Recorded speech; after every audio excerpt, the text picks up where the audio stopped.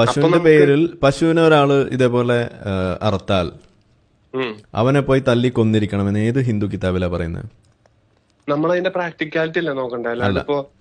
അല്ല, മുഹമ്മദ് നബിയെ നിങ്ങൾ വിമർശിച്ചാൽ അവന്റെ തല വെട്ടണം, കൈയും കാലും വിപരീത ദിശയിൽ നിന്ന് വെട്ടണമെന്ന് ഖുറാനിൽ എഴുതി വെച്ചിട്ടുണ്ട്. അതുകൊണ്ടാണ് നമ്മൾ അതെടുത്ത് പറയുന്നത്.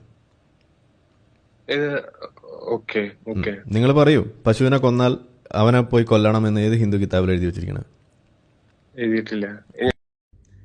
ഇതാണ് കിതാബ്. അഥർവവേദം എന്നാണ് ഈ കിതാബിന്റെ പേര്.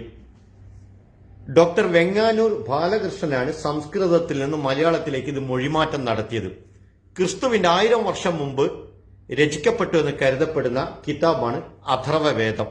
ഇതിലെ 1-ാം കാണ്ഡത്തിലെ അനുവാകം 3-ലെ 16-ാം സൂക്തം നമുക്ക് ആദ്യം പരിശോധിക്കാം. അഥർവവേദം കാണ്ഡം 1 അനുവാകം 3 സൂക്തം 16.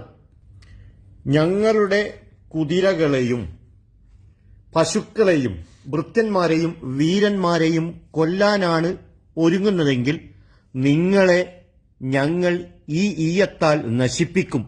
ഞങ്ങളുടെ ഭാവി നിങ്ങളിൽ നിന്നും രക്ഷിക്കുന്നതിന് ഈ ഈയം തുണയാകും.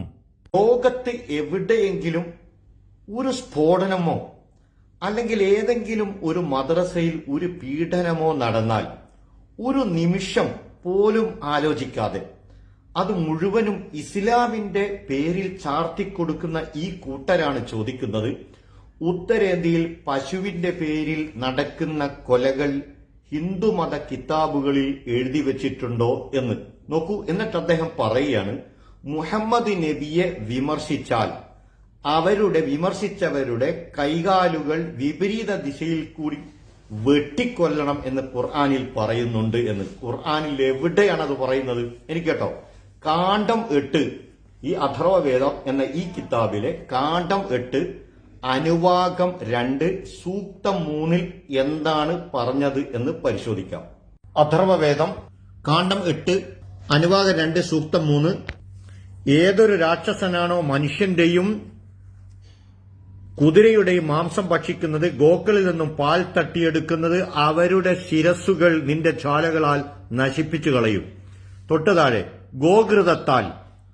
ഗോഘൃതത്താൽ ഏതൊരു രാക്ഷസനാണോ തൃപ്തി തേടാൻ ആഗ്രഹിക്കുന്നത് അവന്റെ മർമ്മം വെട്ടിക്കീറുക. ഇതാണ് നമ്മുടെ അഥർവവേദം എന്ന കിതാബിൽ പറയുന്നത്. ഞങ്ങൾ വിശ്വാസികൾ ഒരു മതഗ്രന്ഥത്തെയും അനാദരിക്കുകയില്ല, ആക്ഷേപിക്കുകയില്ല, നിന്ദിക്കുകയില്ല. മറ്റു മതസ്ഥർ ആദരിക്കുന്ന അവരുടെ പുണ്യപുരുഷന്മാരെ ഞങ്ങൾ തെറി പറയുകയോ ആക്ഷേപിക്കുകയോ ചെയ്യുകയില്ല. എന്നാൽ ഇതുപോലെ വൈജ്ഞാനിക സംവാദത്തിൽ ഏർപ്പെടും. ഇതുപോലെ ഗ്രന്ഥങ്ങളിലുള്ളത് ഉദ്ധരിച്ചുകൊണ്ട് വളരെ മാന്യമായ വിധത്തിൽ. നിങ്ങൾ എന്താണ് യുക്തിവാദികൾ ചെയ്യുന്നത്? ദിവസങ്ങളോളം പ്രവാചകനായ മുഹമ്മദ് നബിയെ തെറി പറയുകയാണ്, വിമർശിക്കുകയല്ല. നിങ്ങൾ തെറി പറയുകയാണ്, ആക്ഷേപിക്കുകയാണ്. അതെന്താണെന്ന് പറയാൻ പോലും എനിക്ക് കഴിയില്ല. ഞങ്ങളുടെ മാതാപിതാക്കളെക്കാളും ഞങ്ങളുടെ സ്വന്തം ശരീരത്തെക്കാളും അങ്ങേ അറ്റം ആദരിക്കുന്ന പ്രവാചകനെ നിങ്ങൾ ദിവസങ്ങളോളമായി തെറി പറഞ്ഞുകൊണ്ടിരിക്കുകയാണ്. എന്നിട്ട് നിങ്ങളുടെ തലപോയോ? നിങ്ങൾ എന്താണ് പറഞ്ഞത്? ഖുർആനിൽ ഉണ്ട് എന്ന്. പ്രവാചകനായ മുഹമ്മദ് നബിയെ വിമർശിച്ചാൽ തലവെട്ടണം എന്ന്. നിങ്ങൾക്കത് കാണിക്കാൻ സാധ്യമാണോ മിസ്റ്റർ ഹാരിഫ് ഹുസൈൻ?